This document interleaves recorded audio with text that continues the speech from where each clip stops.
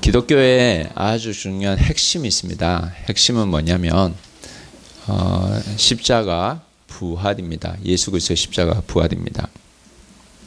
그래서 예수 믿는 사람은 예수님의 십자가에서 그 대속 사건, 우리 죄를 대신해서 십자가에 달려 돌아가신 그 사건과 그리고 부활, 예수님 부활하신 그 사건을 믿습니다.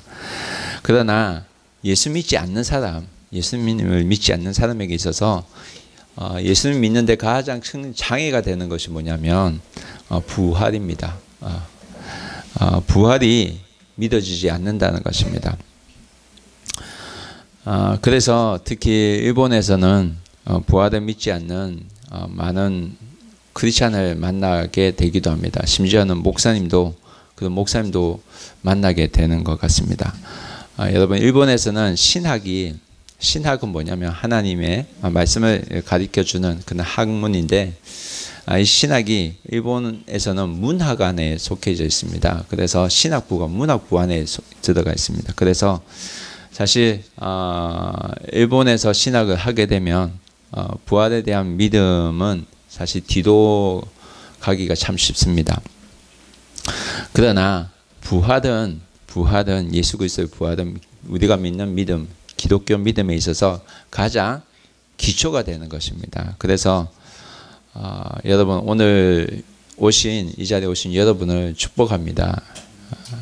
왜냐하면 예수님의 부활을 믿는 그 믿음으로 이곳에 나와서 예배드리고 있기 때문입니다. 우리 옆 사람에게 인사할까요? 사랑하고 축복합니다.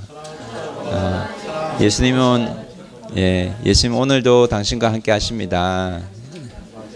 이 자리에 함께 하십니다. 사랑하고 축복합니다. 여러분, 부활은 정확하게 말하면 믿어지는 사건이라기보다 사실은 부활은 경험되어지는 사건입니다.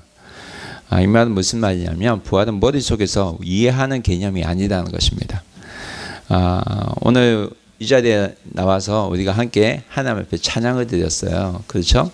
찬양을 드리고, 그리고 우리의 기도가 올려지고, 그리고 우리의 마음을 헌금으로 드려지고, 그리고 들려지는 말씀을 통해서 우리 마음이 뜨거워지고, 또 죄에 대한 고백이 이루어지고, 때로는 감격해서 울기도 하고, 이러한 것들이 왜 경험하게 되냐면 부활하신 하나님이, 그 예수님이 살아계시기 때문입니다. 여러분, 예수님이 부활하셨기 때문에 우리가 이 자리에 함께하고 있고, 또 예수님이 부활하셨기 때문에 우리가 예배에 함께 하는 것을 또 기쁨으로 여기는 이 믿음이 사실 진정한 믿음입니다. 살아계신 그 하나님을, 그 예수님은 오늘도 여러분 우리가 경험하는 그런 오늘이 되기를 주님의 이름으로 축원합니다. 오늘 우리가 읽은 성경 말씀은 부활하신 예수님에 대한 그 첫 증인의 스토리에 대해서 우리에게 설명을 해줍니다. 부활의 첫 증인, 예수님 부활을 처음으로 본 사람이 여러분 누구일까요? 오늘 우리가 성경을 읽었죠? 누구죠? 여인들입니다. 남자입니까? 여자입니까? 여자들이에요. 복음서를 읽어보면 예수님 부활을 처음으로 경험한 사람은 여자들입니다. 왜 여자들이 나올까요? 왜 여자일까요? 사실 우리 역사적으로 보면요, 역사를 한번 살펴보면 예수님이 사셨던 그 당시 그 시절에는 여자들은 굉장히 안타깝게도 법원에서 예를 들어서 재판할 때 증인으로 채택되지 않았던 그런 존재들입니다. 사람으로 어떻게 보면 인격적인 사람으로 취급되지 않았던 그런 시대가 있었습니다. 근데 오늘 사실 오늘 성경 말씀 보면, 그런데 부활의 첫 증인이 누가 나오냐면 여자들이 나옵니다. 어떻게 보면 성경에 있어서 여자들이 첫 증인이 나온다는 것은 성경이 어떻게 보면 그 당시에 있어서 신뢰를 받기 어려운 그런 어려운 문서가 되기도 하는 것입니다. 그럼에도 불구하고 누가복음을 기록한 누가는 좀 더 확실한 증인이 될 수 있는 남자들 내세우지 않고 여자들을 내세웁니다. 왜 그랬을까요? 왜 그랬을까요? 왜 그랬을까요? 생각해 보신 적 있습니까? 연약한 여자들을 내세운다고 할지라도 거짓은 거짓으로 드러나고 진실은 진실로 드러나기 때문입니다. 여러분, 아무리 부활에 대해 예수님의 부활을 사람들이 믿지 않는다고 할지라도 사실은 사실로 드러나기 때문입니다. 믿으십니까? 여러분, 부활은 사람의 입으로만 전해져야만 믿어지는, 경험되어지는 사건이 아니라는 것입니다.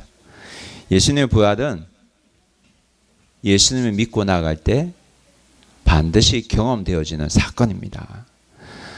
오늘 말씀 한번 찾아서 함께 읽어보기 원합니다.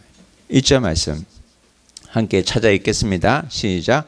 안식 후 첫날 새벽에 이 여자들이 그 준비한 향품을 가지고 무덤에 가서, 안식 후 첫날, 여러분 유대인들, 예수님이 계셨던 그 당시에 유대인들의 안식일의 개념은 이런 거예요. 안식일이 월, 화, 수, 목, 금, 토, 일 중에 언제냐면 금요일 저녁 6시부터 토요일 저녁 6시까지. 그래서 그 당시에 안식일이 언제냐면 금요일 저녁 6시부터 토요일 저녁 6시까지 이틀이 걸리죠. 그렇죠? 그때까지가 안식일이에요.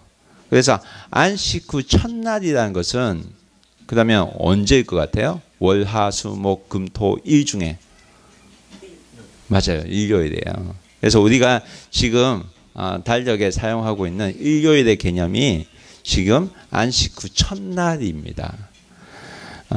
오늘날로 하면 주일날 아침이에요. 이것을 계기로 해서 예수님의 부활을 믿는 자, 예수님 믿는 자, 프로테스탄트 기독교인들은 유대인의 안식일이 아닌 예수님께서 부활하신 그 첫날 아침에 주일날에 예배를 드리게 된 것입니다. 그래서 오늘날 우리가 주일날 예배 모여서 예배 드리고 있잖아요. 이 예배의 개념은 안식 후 첫날 개념이에요. 그래서 오늘날 우리가 말하는 안식일은 주일날, 예수님 부활하신 날, 이곳에 모여서 예배 드리는 것입니다. 여러분, 이 여자들이 누구냐면 10절에 설명합니다. 10절에 한번 읽어보겠습니다. 시작. 이 여자들은 막달라 마리아와 요한나와 야고보의 모친 마리아라. 또 그들과 함께 한 다른 여자들도 이것을 사도들에게 알리니라. 이 여자들 다 이름은 나오고 있지 않지만 이름이 몇몇 나오는 여자들이 있어요. 누구 이름이 나와요? 막달라 마리아, 그리고 요한나, 야고보의 모친 마리아, 그들과 함께한 다른 여자들, 여러 여자들이 있는데 이 사람들은 어떤 사람들이냐면 여러분 23장 마지막 절에도 등장합니다. 이 사람들은 예수님께서 십자가에 달려 돌아가시는 그때까지 계속 따라다녔던 사람들이에요. 그래서 예수님이 죽으시고 십자가에 돌아가시고 아리마대 요셉이 무덤을 만들어 줍니다. 지난주 설교 말씀 기억하십니까? 그래서 무덤을 만들어 주고 무덤 만들어서 그곳에 매장된 것도, 예수님께서 시신이 들어 안치된 것도 확인했던 사람들이에요. 그런데 중요한 거는 여기 다, 그런데 그 끝까지 따라간 사람들이 남자가 아니라 여자들이었다는 겁니다. 여자들. 옛날이나 지금이나 예수님을 쫓아다니는 자들은 여성들이 많은 것 같습니다. 여자들이 잘 다니는 것 같아요. 남자들은 정작 용기가 필요할 때는 오늘 성경 말씀처럼 꽁무니를 잘 빼는 것 같습니다. 그래서 저도 이런 것을 잘 경험하는데 곤란할 때는 제 아내를 부탁하고 아내에게 좀 부탁하는 그러한 모습이 저에게도 참 보이기도 합니다. 반면에 여성들은 과감한 결정을 내려야 할 때 머뭇거릴 때가 참 많은 것 같습니다.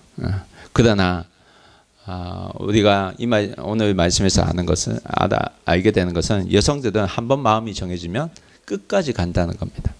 끝까지 잘 따라가는 장점들이 있는 것 같습니다. 그래서 남성들은 이런 점을 많이 배워야 할 것 같습니다. 그래서 사실 주님을 끝까지 따라가는 것이 얼마나 중요한지 오늘 여자들의 모습을 통해서 우리가 보게 됩니다. 그렇기 때문에 오늘 저희 교회에 모여서 예배드리는 남자들은 참 귀한 것 같습니다. 그렇잖아요. 끝까지 주님을 따라가고 있지 않습니까? 일본에서도 이곳에 나와서 예배드리고 있잖아요. 사랑하고 축복합니다. 남성들 힘을 얻으시기 바랍니다. 여성들도 힘을 얻으시기 바랍니다. 여러분 여기에 나오는 막달라 마리아 그리고 요한나는 사실 우리가 누가복음 8장에서 한번 본 적이 있어요. 누가복음 8장 말씀 한번 찾아보겠습니다. 누가복음 8장 1절에서 3절까지 말씀 읽어보겠습니다. 시작.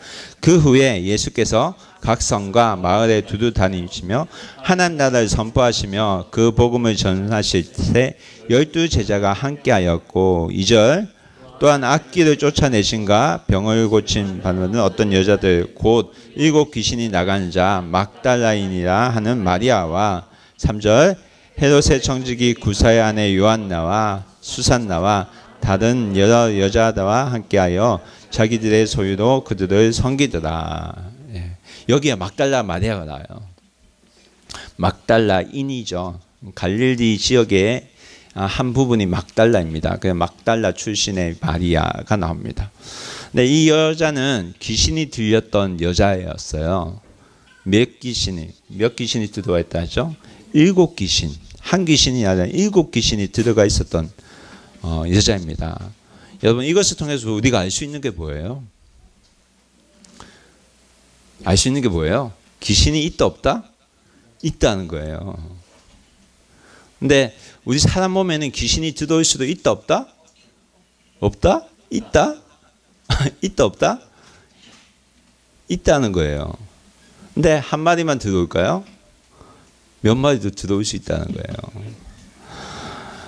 여러분 사람에게 귀신이 들어갈 수가 있어요. 왜 귀신이 사람 몸에 들어가는 줄 알아요? 영적인 존재이기 때문에 들어가는 거예요. 귀신은 영적인 존재를 찾아다녀요. 그래서 영무에게 들어가요. 여러분 우리 속에 귀신이 들어오면 어떻게 되는지 아십니까? 우리 안에 자기의 말을 안 하고 귀신의 말을 하게 되죠. 우리 다니엘 기도회 때 그 얘기를 한번 들은 적이 있어요. 귀신이 들어와서 어떻게 무당으로 살았던 사람들의 얘기를 들은 적이 있습니다. 그 사람들은 어떻게 해요? 귀신의 얘기를 듣고 그대로 말해주죠. 여러분 귀신이 들어오면 제정신이 아니게 됩니다. 그래서 자기가 자기를 컨트롤하지 못하게 돼요. 그래서 무당 들렸던 사람은 사실 그곳에서 벗어나기가 힘든 겁니다. 왜 그럴까요? 귀신에 잡혀 살기 때문에. 그런데 예수님을 만나면서 이 귀신이 떠나가게 됩니다. 다니엘 기도에서도 우리가 경험했죠. 그 얘기 들었습니다. 이 마리아는 예수님 만나면서 귀신이 떠나갑니다. 그리고 제정신이 돌아오면서 마리아가 한 일이 뭐냐면 예수님을 따라다니기 시작한 겁니다. 그냥 따라다니는 것이 아니라 오늘 말씀 보면 예수님을 따라다니면서 섬겼다고 기록하고 있어요. 봉사했다고 합니다. 그런데 언제 어디까지 따라간 거예요?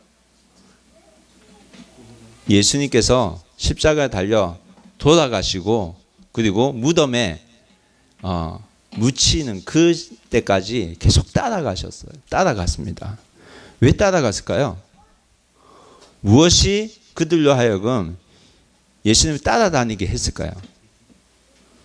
믿음이었을까요? 사랑이었겠죠. 여러분 귀신 들렸다가 새 사람이 되면서 그녀의 마음속에는 귀신이 빠지고 뭐가 들어왔을까요? 예수님 사랑이 들어왔죠. 예수님에게로부터 받은 사랑이 가득 찼기 때문에 마리아는 그 세상 누구보다도 자신은 예수님의 사랑을 받았다는 확신이 있었을 줄 믿습니다. 헤롯의 청지기 구사의 아내 요한네도 여기에 나옵니다. 근데 우리가 생각하기에 당시에 많은 관리들은 예수님을 핍박했기 때문에 예수님 믿지 않았을 거라 생각하는데, 그 당시에 많은 관리의 아내들도 사실 예수님 믿었던 사람들이 있었다는 것입니다. 이 여자들이 무덤에 찾아온 이유가 무엇일까요? 무엇이었을까요? 다 예수님의 사랑을 입었기 때문에, 예수님의 그 사랑을 입고 하나님 은혜를 경험했기 때문에 예수님을 끝까지 따라갈 수 있었던 것 같습니다. 여러분, 사랑하는 연인이 부부가 되어서 결혼하기 전에 서로 막 따라다녀요. 믿어서 따라다닐까요? 아니죠. 사랑해서 따라다니죠. 예수님을 사랑해서 이들은 예수님 무덤까지 따라가게 된 것입니다. 그리고 이들이 어떻게 했죠? 그냥 갔나요? 준비된 향유를 준비해서 갔다고 합니다. 그래서 23장 56절 그 끝 부분 보면 예수님의 시체를 어디에 둔지 확인하고 향유를 준비했다고 기록하고 있습니다. 여러분, 당시에 향품과 향유를 이들이 준비한 이유가 뭐냐면, 향품과 향유는 뭐일 것 같아요? 시신을 부패하지 않기 위해서 바르는 거예요. 어떻게 보면 향수와도 같죠. 냄새가 덜 나게 하고 덜 부패하게 하는 것. 근데 이것을 당시 장례 때에 사람이 죽었을 때 많이 사용했다고 합니다. 근데 옛날에 사람이 죽었을 때는 세마포에 사람을 둘러 샀어요. 근데 향품을 거기 살 때마다 막 발라요. 그러면 향품하고 세마포에 둘러서 해서 이렇게 돌돌 묶이겠죠. 그런 일들을 했더랬습니다. 그런데 예수님이 돌아가신 때가 언제냐면 안식일이 언제 됐죠? 금요일 저녁 6시부터 다음날 토요일 6시까지 됐잖아요. 근데 예수님이 언제 돌아가셨어요? 금요일 날 낮에 돌아가셨잖아요. 근데 낮에 깜깜할 때 예수님 돌아가시니까 휘장이 찢어졌잖아요. 하늘 껌껌해지고. 근데 시간이 별로 안 남았어요. 그렇죠? 아리마대 요셉이 빌라도에게 찾아가서 내가 시신을 달라, 내가 무덤을 준비해야겠다. 그래서 묻었어요. 몇 시간이 있었을까요? 시간이 많았을까요? 없었어요. 예수님을 세마포에 샀을 거예요. 그렇죠? 정성들에서 한 겹 한 겹 향품을 받으면서 샀을까요? 아니에요. 시간이 없었어요. 왜 그랬을까요? 왜 시간이 없어요? 안식일에는 일을 하면 돼요, 안 돼요? 안 되잖아요. 그럼 어떻게 돼? 빨리 시신을 매장해야 되잖아요. 시간이 많이 없었단 말이에요. 그것을 보고 이 여자들은 무엇을 느꼈을까요? 내가 사랑하는 그 예수님 돌아가셨는데 안타까움을 느끼지 않았을까요? 그래서 뭘 준비해요? 향품과 향유를 이미 묻혔는데도 다시 준비해요. 왜 준비해요? 안식일이 끝나면 어떻게 하겠다는 겁니까? 다시 가서 다시 예쁘게 세마포를 사서 묻겠다는 거예요. 그렇게 하겠다는 겁니다. 여러분, 그래서 이들은 예수님 돌아가신 그 다음 날이 안식일이니까 안식일 전에 준비해서 이틀을 기다렸다가 주일 아침에 새벽 미명에 무덤으로 달려온 것입니다. 그런데 하나님께서 이들을 부활의 첫 증인으로 사용하셨다는 겁니다. 마음에 예수 그리스도의 사랑으로 가득했던 자들, 이들을 사용하셨다는 거예요. 당시에 비록 법정에서 증인으로 채택되지 않는 그러한 처지일지라도 그들은 누구보다도 예수님을 사랑했고 누구보다도 예수님을 따라갔던 사람입니다. 여러분, 예수님을 3년간 따라갔던 제자들은 어디 있어요? 없잖아요. 근데 이들은 예수님의 제자들과 같이 유명하지도 않았어요. 성경의 이름도 나오지 않아요. 그렇지만 이들은 끝까지 예수님을 따라갔던 자들입니다. 하나님은 부활의 첫 증인으로 누구를 사용하셨냐면 유명한 사람이 아니라 예수님을 끝까지 따라갔던 그 이름 없는 그 사람들을 사용하셨습니다. 귀신이 들렸었던, 그러나 예수님의 은혜를 입었던 이들을 하나님께서는 사용하셨다는 것입니다. 여러분, 하나님께서는 끝까지 함께하는 자들을 사용하십니다. 여러분, 끝까지 하나님과 함께하는 여러분을 사용하실 줄 믿습니다. 2절 말씀 함께 보겠습니다. 함께 읽겠습니다. 시작. 돌이 무덤에서 굴려진 것을 보고, 여러분, 돌이 무덤에서 어떻게 됐다고 해요? 굴려졌다고 해요. 원어로 보면 누가는 수동태로 적었어요. 수동태란 말은 누군가에 의해서 옮겨졌다는 겁니다. 누구에 의해서 옮겨졌을까요? 돌이 누구에 의해서 옮겨졌을까요? 누가가 말하려고 하는 그 누구는 누구일까요? 하나님이죠. 하나님. 여러분, 우리가 예수님을 끝까지 따라가려고 할 때 우리 인생 앞에도 이와 같은 큰 돌의 문이 생길 수도 있습니다. 그러나 내가 어떻게 하면 좋을까? 모두 그때에 내가 옮기지 못하는 그 큰 돌은 누가 옮기십니까? 하나님께서 옮기십니다.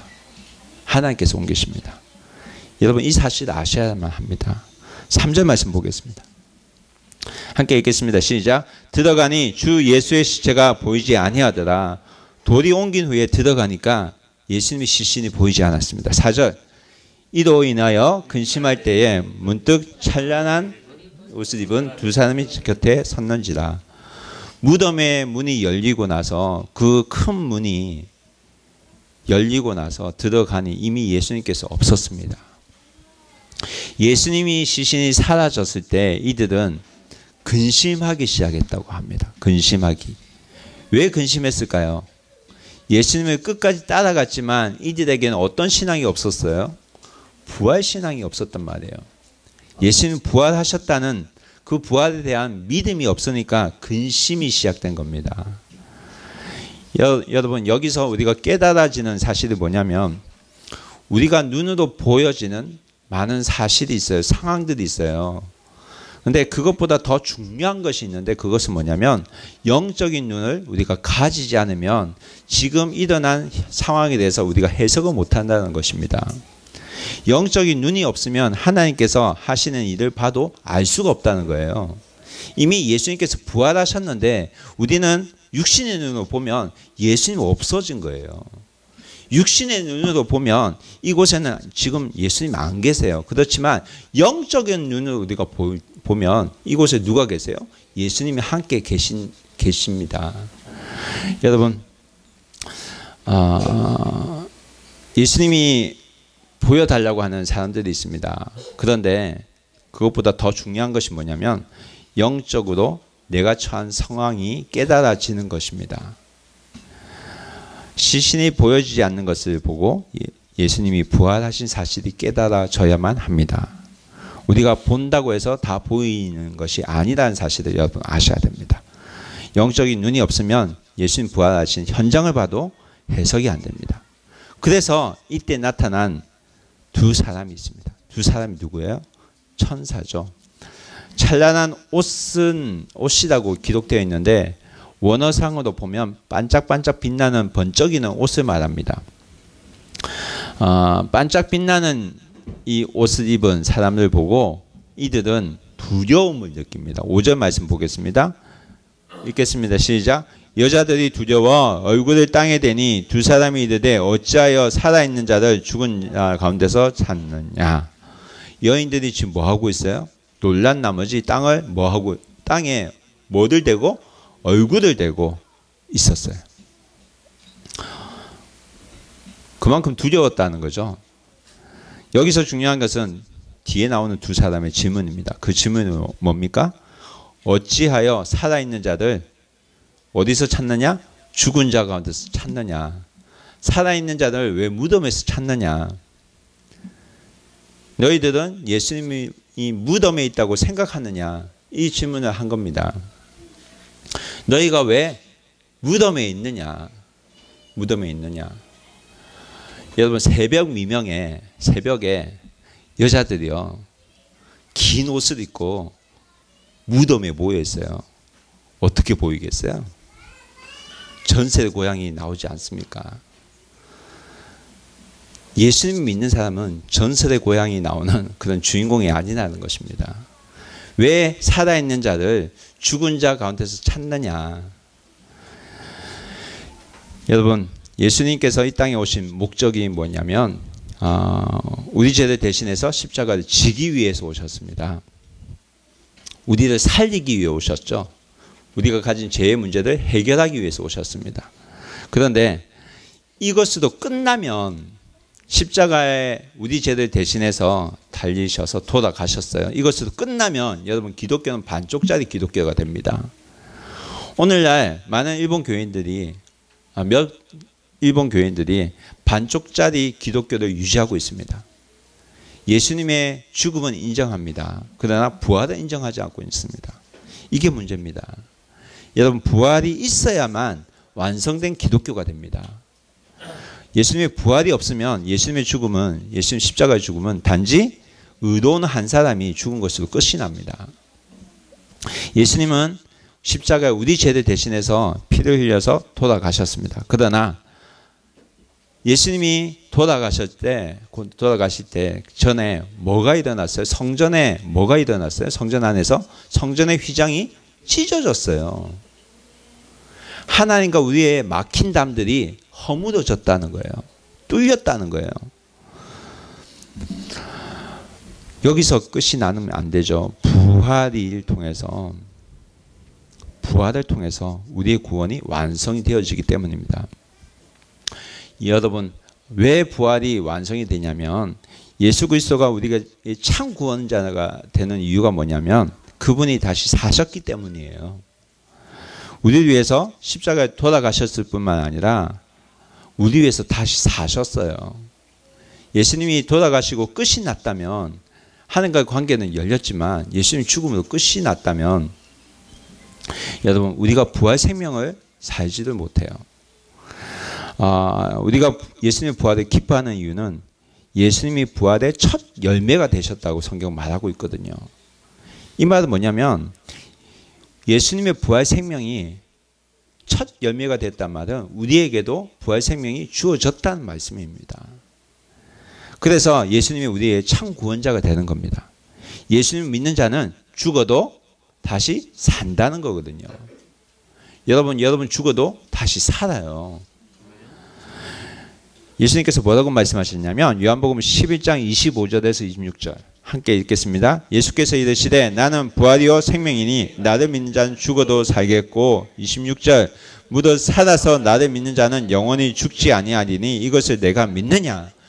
여러분 믿으십니까? 아멘. 여러분 살아서 믿는 자는 영원히 죽지 아니한다고 약속하셨어요. 이 약속을 이루시기 위해서 예수님 부활하셨습니다. 부활하시고 이 부활 생명을 우리에게도 주셨어요. 이 생명이 우리 안에 있지 않으면 우리가 아멘이란 대답을 하지도 못합니다. 예수님이 이를 위해서 다시 사신 것입니다. 여러분 예수님을 바로 믿으셔야 합니다. 바로 믿읍시다. 십자가에 달려 돌아가신 그분만 믿으면 반쪽짜리 믿음입니다. 여러분 나가사키에 가보면요 많은 교회들이 있어요. 어떻게 시골에도 저런 교회가 있지? 라고 할 정도의 큰 교회가 있어요. 저희 교회 규모보다 훨씬 커요. 근데 거기 가면 십자가가 있어요. 십자가가 있는데 그 십자가에는 예수님의 형상이 그대로 있어요. 달려 돌아가신 그 형상. 그리고 피를 흘리는 그 형상. 여러분 십자가는 우리가 믿는 십자가는 예수님이 형상이 붙어있는 형상 십자가가 아니에요. 예수님 부활하셨기 때문에 그 십자가에는 예수님이 붙어있으면 안 돼요. 기독교에는 예수님이 십자가에 예수님 붙어있으면 안 됩니다. 왜? 예수님 다시 사셨기 때문에 부활하셨기 때문에. 그래서 여러분 십자가가 우리의 우상이 되어서도 안 됩니다. 왜냐고요? 예수님 부활하셨기 때문에. 여러분 예수님은 십자가에서 왜 십자가에서 피 흘려 달려 돌아가셨는지도 우리가 바로 알아야 됩니다. 왜 그렇게 하셔야만 했습니까? 예수님은 끝까지 죽기까지 하나님 뜻에 순종하셨기 때문입니다. 왜 그렇게 하셔야만 했습니까? 그분이 나를 대신해서 내 죄를 갚으시기 위해서 십자가의 희생양이 되셔야지만 나와 하나님과 관계가 회복될 수 있었기 때문에 그래서 죽으셨습니다. 그런데 이 죽음으로 끝나면 안 된다는 것입니다. 여러분, 십자가의 죽음은 나를 또 죽게도 합니다. 예수님께서 끝까지 주님의 하나님의 뜻을 순종하신 것처럼 우리도 우리에게 주어진 십자가를 끝까지 순종할 수 있어야만 합니다. 그런데 거기서 끝나면 안 됩니다. 부활의 믿음을 가져셔야 합니다. 여러분, 십자가에 내가 죽을 때 부활을 경험하게 됩니다. 예수님을 바로 믿는다면 내가 십자가에서 먼저 죽어지는 경험을 할 수 있어야만 합니다. 그래서 나는 날마다 죽는 것입니다. 내가 죽으면 내 소리가 있을 수가 없고 내 고집도 있을 수가 없습니다. 교회를 다닌다고 하면서도 불만이 많은 분들이 계세요. 이런 분들은 십자가를 경험하지 못한 분들입니다. 그래서 교회를 다니면서도 뒤에서는 사람을 욕을 하면서 다니기도 합니다. 그런 분들 보이지 않습니까? 여러분, 정말 부활하신 예수님을 경험한 자들이라면, 십자가를 경험한 자들이라면 불평불만을 말하기보다 뭐를 말할 것 같아요? 감사가 나옵니다. 감사가 나올 수밖에 없어요. 왜? 예수님이 내 자리를 대신해서 돌아가셨고 나를 위해서 부활하셨기 때문에 감사가 입에서 나올 수밖에 없습니다. 그래서 뭐랍니까? 항상 기뻐하라, 쉬지 말고 기도하라, 범사에 감사하라. 이는 그리스도 예수 안에서 너희를 향하신 하나님의 뜻이니라. 우리의 입에서 감사가 나올 때 나에게 정말 십자가의 믿음이 있고 부활의 믿음이 있다는 사실을 여러분 기억하시기 바랍니다. 여러분, 오늘 본문에는 많은 여자들이 예수님을 찾아왔지만 부활하신 주님을 만나지 못하고 깨닫지 못하니까 얼굴을 땅에 대고 천사들의 이야기를 듣고 있었습니다. 예수님은 살아계신데 너희들은 왜 지금 여기서 찾느냐고 천사들은 그들에게 말했습니다. 살아나셨다는 말은 여러분 원어로 표현하면 일으키셨다는 말이에요. 일어나다는 말을 수동태로 사용된 것입니다. 그래서 이 말씀은 하나님께서 능력으로 그 아들 예수님을 일으키셨다는 뜻입니다. 예수님 무덤에 갇히지 않고 하나님께서 다시 세우신 것입니다. 그래서 천사가 그 위에 뭐라고 합니까? 6절 말씀 너희에게 갈릴리에 계실 때 너희에게 어떻게 말씀하셨는지를 기억하라고 하셨습니다. 어떻게 말씀하셨는지 기억하다. 뭐를 기억하라고 하는 겁니까? 주님의 말씀을 기억하라는 것입니다. 여러분, 우리 삶에 이해되지 않는 여러 상황이 일어나고 어려움이 있었을 때 우리가 먼저 해야 될 것은 뭐냐면 하나님의 말씀을 기억해야 된다는 것입니다. 다시 말하면 우리들이 예수를 믿는 것은 하나님의 말씀을 믿는 것입니다. 그래서 우리들이 하는 것이 지금 뭐가 있어요? 지금 오늘 예배 가운데 하나님 말씀을 듣고 있고 하나님 말씀을 들으면서 기억하고 있고 날마다 우리가 하나님 말씀을 읽고 있고 매일매일 하나님 말씀으로 살아내고 있다는 것입니다. 그래서 여러분, 위기의 순간이 왔을 때 이해가 안 되어지는 그런 상황이 나에게서 일어났을 때 우리가 제일 먼저 해야 되는 것은 뭐냐면 말씀을 기억해야 한다는 것입니다. 여러분, 우리가 아무리 기도 생활을 많이 해도 내 욕심이 앞서게 되면 그게 기도일까요? 아니라고 볼 수 있죠. 내가 앞서게 되면 하나님 말씀이 어떻게 되냐면 내 종이 됩니다. 나를 위해서 말씀이 나를 따라줘야 돼요. 그래서 내 상황에 맞게 말씀을 이리저리 짜 맞추게 돼요. 하나님께서 이런 말씀을 하셨으니까 이 길 내가 가도 돼. 이렇게 된다니까요. 여러분, 이단이 다른 데서 나오는 것이 아닙니다. 이단도 성경 말씀 인용을 해요. 대순진리에 이런 데 가도 성경을 인용을 해요. 여호와 증인도 성경을 사용해요. 그러나 어떻게 사용합니까? 그들의 논리에 맞게 만들어서 사용해요. 여러분, 정말 내가 기도를 많이 한다고 해서 내가 주님 앞에 헌신되었다고 해서 그 사람이 만약에 남의 돈을 떼먹는다면 이 사람이 바른 그리스도인이라고 말할 수 있을까요? 아니죠. 무슨 기도를 그렇게 많이 하는 사람이 어떻게 안 바뀌어요? 이런 분들은 사실 자기 중심의 기도 생활을 하고 자기 중심의 신앙생활을 하는 것입니다. 분명하게 하나님 말씀이 들려진 사람이라면 죄에서 자유할 수 있어야만 합니다. 여러분, 기도를 많이 하면요, 하나님께서 뭐를 깨닫게 해주시냐면 내 죄를 깨닫게 해주십니다. 내 죄를 알게 해주세요. 기억나게 해주세요. 그래서 제가 한 경험이 있어요. 제가 유학 시절 때 20년 전이에요. 20년 전, 20 몇 년 전입니까? 제가 차비를 빌렸던 적이 있어요. 어떤 분에게. 그런데 이것까지 기억나게 하시더라니까요. 그래서 빌렸던 차비 얼마 빌렸던 것 같아요? 1,000엔 빌렸어요. 제가 이 1,000엔 갚으려고 비행기 타고 동경 갔습니다. 믿어지세요? 진짜예요. 여러분, 죄로부터 자유할 수 있어야만 합니다. 하나님 말씀이 내 안에 들어올수록 내 죄가 생각이 나고요. 하나님께서 어떻게 하시냐면 그 죄에서 결국 자유하게 하세요. 그래서 이전 같으면 이런 거예요. 거래처에서 실수로 나에게 돈을 줬어요. 이전 같으면 그게 내 순수한 이익이 될 수가 있어요. 그러나 말씀이 들어오고 이후부터는 어떻게 되는 줄 아세요? 내 이 돈을 다시 돌려줘야지만 내 마음이 편해지는 거예요. 여러분, 내가 자유할 수 있는 이유가 있는데 그 이유는 뭐냐면 이 땅에 묶여져 있는 모든 것으로부터 풀려나기 때문에 자유하게 되는 거예요. 그래서 여러분, 예수 그리스도를 믿으면, 부활하신 예수 그리스도를 믿으면 말씀이 내 안에 들어오고 이 말씀을 기억하게 되고 결국 이 말씀으로 인해서 내가 죄에 대해서 자유하게 된다는 것입니다. 그래서 죽음까지도 자유하게 된다는 것입니다.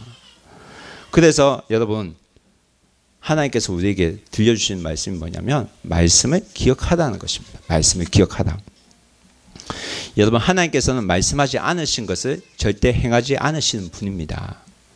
그분은 언약의 하나님이시기 때문에, 약속하신 하나님이기 때문에 우리에게 약속하신 그 말씀대로 행하시는 분입니다. 우리가 하나님 말씀을 모르거나 기억하지 못할 뿐이지 하나님은 말씀대로 행하시는 분입니다. 7절 8절 말씀 함께 읽어보겠습니다. 시작. 이르기를 인자가 죄인의 손에 넘겨져 십자가에 못 박히고 제3일에 다시 살아나야 하리라 하셨느니라 하는데, 8절, 그들이 예수의 말씀을 기억하고 이들이 예수의 말씀을 기억하기 시작했어요. 뭐를 기억했습니까? 죄인 인자가, 의로운 사람이 죄인의 손에 넘겨져 십자가에 못 박히고 제3일 만에 다시 살아나야 하리라 하신 그 말씀이 기억나기 시작했습니다. 부활에 대해서 하신 말씀을 기억하기 시작했어요. 여러분, 하나님 말씀을 기억하기 시작하면 된 겁니다. 말씀을 기억하면 영적인 눈이 뜨여지고요, 상황이 재해석돼요. 이때부터 부활신앙이 시작되는 것입니다. 말씀을 경험하기 시작하는 거예요. 기록된 말씀이 정말 살아있는 말씀이구나. 그 말씀대로 예수님 부활하셨구나. 이것이 믿어지기 시작한다니까요. 그때부터 나에게 닫혀있던 눈이 뜨여지기 시작하는 거예요. 영적인 눈이 뜨여지기 때문에 예수님 부활이 믿어지기 시작하게 되는 것입니다. 여러분, 말씀이 나에게 들려지기 시작하면 어떤 현상이 일어나냐면 내 안에 두려움이 사라지고 근심이 사라집니다. 그리고 말씀이 나로 하여금 살게 하십니다. 9절 말씀 함께 읽겠습니다. 시작. 무덤에서 돌아가 이 모든 것을 11사도와 다른 모든 이에게 알리니. 여러분, 하나님 말씀이 나에게 들어오니까 이들의 삶이 달라지기 시작합니다. 어떻게 바뀝니까? 이때부터 부활의 증인으로 살기 시작했다는 것입니다. 여러분, 말씀이 우리에게 들어오면 이 말씀이 우리에게 살아가는 힘이 되고 살아가는 능력이 되어서 용기가 나고 그 용기가 어떤 용기가 납니까? 부활의 증인이 되는 용기. 하나님 말씀이 우리의 삶에 있어서 힘과 능력이 되면 우리는 어딘가를 향해서 이 소식을 전할 수밖에 없습니다. 전하게 되어집니다. 만약에 우리 삶 가운데 내가 하나님 말씀 복음을 가지고 있음에도 불구하고 내가 전하지 않거나 내 이 마음에 그런 열망이 없다면 우리 안에 어떤 문제가 있다는 사인으로 우리가 기억하시면 됩니다. 하나님 말씀 내 안에서 읽혀지고 않고 있거나 내 마음에서 거부하고 있거나 내 죄가 있거나 여러분 다시 한번 생각해 봐야 됩니다. 여자들은 부활 신앙을 믿게 된 이후에 가진 이후에 사도들에게 이 사실을 알립니다. 그러나 문제는 이들의 말을 들은 사도들이 믿지 않았다는 겁니다. 11절 말씀 함께 읽겠습니다. 시작. 사도들은 그들의 말이 헛다는 듯이 들려 믿지 아니하냐나. 사도들은 이들의 말이 허탄하게 들렸다고 합니다. 믿지 않았다는 말은 원어로 보면 미완료형이에요. 이 말은 뭐냐면 계속 믿지 않았다는 거예요. 계속 말해도 계속 믿지 않았다는 거예요. 한 번만 말했다는 것이 아니에요. 계속 말했다는 거예요. 믿지 않아도 전하는 자가 된다는 것입니다. 그런데 제자들은 계속 들려짐에도 불구하고 불신했다는 거예요. 3년 동안 예수님을 따라다녔는데 안 믿어진다는 거예요. 여러분 예수님 잘 안 믿는 사람이 교회 오래 다니는 사람들이라고 해요. 왜 그런 말이냐면 교회 오래 다니면 익숙해져 버리기 때문에 그래서 기도해서 병 나았다고 하면 안 믿어져요. 왜냐하면 익숙해져 버렸기 때문에 어쩌다 나았겠지라고 믿을 때도 있답니다. 왜냐하면 익숙해져 버렸기 때문에. 그래서 병이 생기면 어떻게 하게 되냐면 기도하기보다 먼저 뭐를 생각하게 되냐면 어느 병원에 가야 되지를 먼저 생각하게 된다는 것입니다. 여러분 말씀이 살아서 우리를 바꾸신다는 것은 여러분 잊으면 안 돼요. 여러분 어려움이 생겼을 때 말씀이 살아있다면 우리는 먼저 하나님을 생각하고 기도할 수 있어야만 합니다. 이 일을 통해서 하나님 나에게 주신 사인이 뭔가요? 기도할 수 있어야만 합니다. 그러나 제자들 가운데 베드로는 좀 낫습니다. 12절 말씀 함께 읽겠습니다. 시작. 베드로는 일어나 무덤에 달려가서 구부려 들여다보니 세마포만 보인지라. 그 된 일을 놀랍게 여기며 집으로 돌아가니라. 여기서 베드로가 뭐예요? 일어나서 막 달려가요. 무덤으로 달려가요. 무덤에. 여러분 이 장면을 요한복음에도 설명하고 있어요. 사실 베드로만 달려갔다고 기도하고 있는데 베드로와 요한이 달려갑니다. 요한복음 20장 말씀 함께 보겠습니다. 3절에서 5절까지 말씀 먼저 보겠습니다. 시작. 베드로와 그 다른 제자가 나가서 무덤으로 갈새 둘이 같이 다듬질하더니 그 다른 제자가 베드로보다 더 빨리 달려가서 먼저 무덤에 이르러 구부려 세마포 놓인 곳을 보았으나 들어가지는 아니하였더니. 지금 베드로와 요한이 빨리 달려가세요. 그런데 누가 먼저 무덤에 도착합니까? 요한이 도착합니다. 요한이. 베드로는 먼저 출발했는데 도착을 누가 해요? 요한이 먼저 해요. 그런데 누가 무덤에 빨리 들어가요? 베드로예요. 요한은 먼저 무덤에 도착하긴 했는데 그는 무덤 들어가기 전에 먼저 생각한 것 같아요. 지금 무슨 일이 난 거지? 근데 베드로는 무덤에 늦게 도착했지만 들어가는 건 빠릅니다. 6절 말씀 읽어보겠습니다. 시작. 시몬 베드로는 따라와서 무덤에 들어가 보니 세마포에 놓고 7절 또 머리를 샀던 수건은 세마포와 함께 놓이지 않고 딴 곳에 샀던 대로 놓여 있더라. 베드로는 결정적으로 행동이 빠른 자였습니다. 여러분 제자들이 여러 성격을 가진 사람들이 있어요. 성격대로 다 살아요. 우리는 이거 보면서 정말 행동해야 할 때는 과감히 결단을 내리고 행동을 해야 된다는 것을 우리가 또 볼 수 있는 것 같습니다. 왜냐하면 우리가 생각만 하고 아무런 행동을 취하지 않는 분들도 계시기 때문입니다.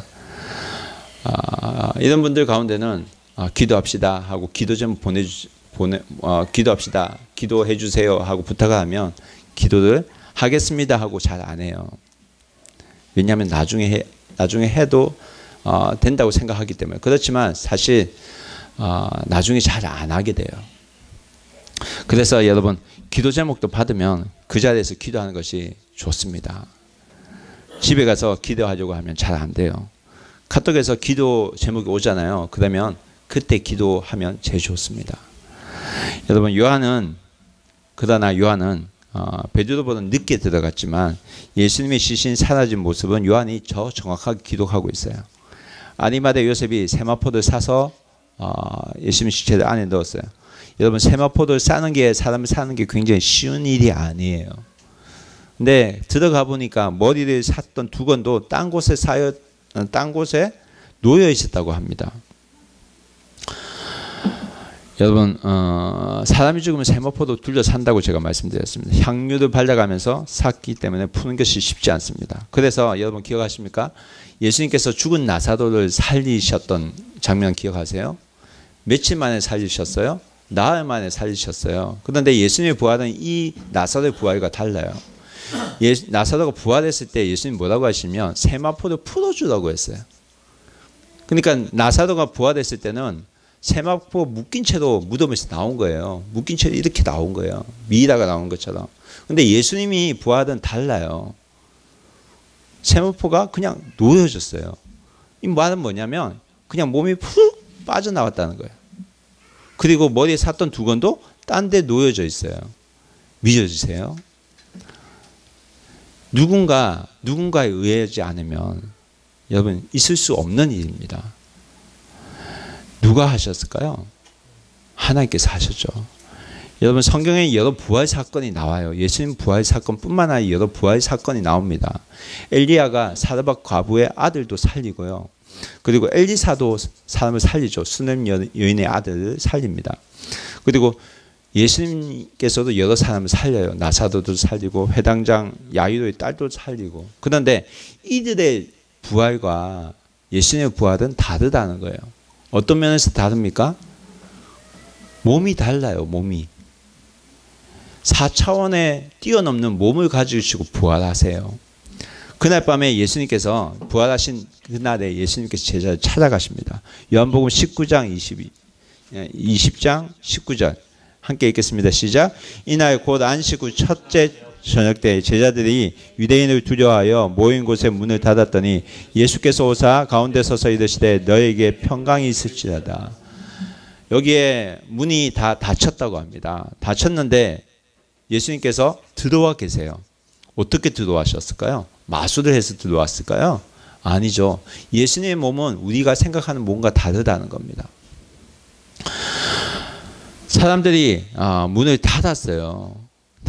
그런데 부활하신 예수님의 몸은 하늘 영광을 입은 몸이기 때문에 우리가 생각하는 차원을 뛰어넘는 몸으로 이들에게 나타나셨습니다. 이 말씀을 하시고 20절에 읽겠습니다. 이 말씀을 하시고 손과 옆구리를 보이시니 제자들이 주를 보고 기뻐하더라. 예수님이 실제로 보여주셨어요. 자기의 몸을. 벽이 다 가로막혔는데 거기에 나타나셔서 실제로 보여주셨더니 제자들이 만질 수 있는 몸으로 보여주셨어요. 이해가 됩니까? 여러분 예수님의 부활하신 몸은 우리가 생각하는 몸과 전혀 다르다는 것을 오늘 말씀은 우리에게 말씀해 줍니다. 여러분 예수님께서는 부활하셔서 예수님이 자신이 정말 부활하신 그분이라는 것을 우리에게 보여주시고 그리고 부활하신 그 목적을 우리에게 말씀해 주십니다. 그것은 뭐냐면 우리가 뭘 해야 될지 인생의 방향을 잃고 어떻게 살아야 될지 모르고 있을 때에 예수님께서는 부활의 몸을 통해서 우리에게 말씀하신다는 것입니다. 지금 제자들이 이곳에 왜 모여 있을까요? 예수님을 끝까지 따라가려고 했는데 예수님 이미 돌아가셨어요. 그래서 인생의 방향을 잃었어요. 이제부터 어떻게 살아야 될지 고민하고 있는 그때에 예수님께서는 이들에게 나타나셔서 말씀하십니다. 21절 함께 읽겠습니다. 시작. 예수께서 또 이르시되 너에게 평강이 있을지어다. 아버지께서 나를 보내신 같이 나도 너희를 보내니라. 첫 번째 말씀하신 그 예수님의 말씀 뭡니까? 너에게 평강이 있을지어다. 부활하신 예수님이 찾아오셔서 우리 마음에 참 평강을 주신다는 것입니다. 여러분 우리가 살면서 불안을 느끼는 이유가 뭔지 아세요? 부활하신 예수님 없을 때 불안함을 느낍니다. 부활하신 그분을 만날 때 우리 마음에 뭐가 임합니까? 평강이 임한다는 사실 믿으시기 바랍니다. 두 번째 예수님께서 뭐라고 말씀합니까? 내가 너희를 보낼 것이다. 누가 누구에게 보냅니까? 예수님께서 우리를 보내신다고. 누구에게 보낼까요? 부활을 믿지 않는 자들에게 보낸다고 하십니다. 여러분 예수님 만난 사람은 부활의 예수님 만난 사람은 누군가 어딘가로 가게 돼 있어요. 복음을 전하게 돼 있어요. 내 자리에 머무지 않고 움직이게 돼 있습니다. 예수님 명령을 따라다니게 되어 있습니다. 아버지께서 나를 보내주신 것 같이 나도 너희를 보내노라. 아버지께서 보내주셔서 예수님께서 여기 오셨고 예수님 먼저 오셔서 내가 예수님 만나게 된 것입니다. 여러분 하나님께서 나에게 보내고자 하는 곳이 있을 줄 믿습니다.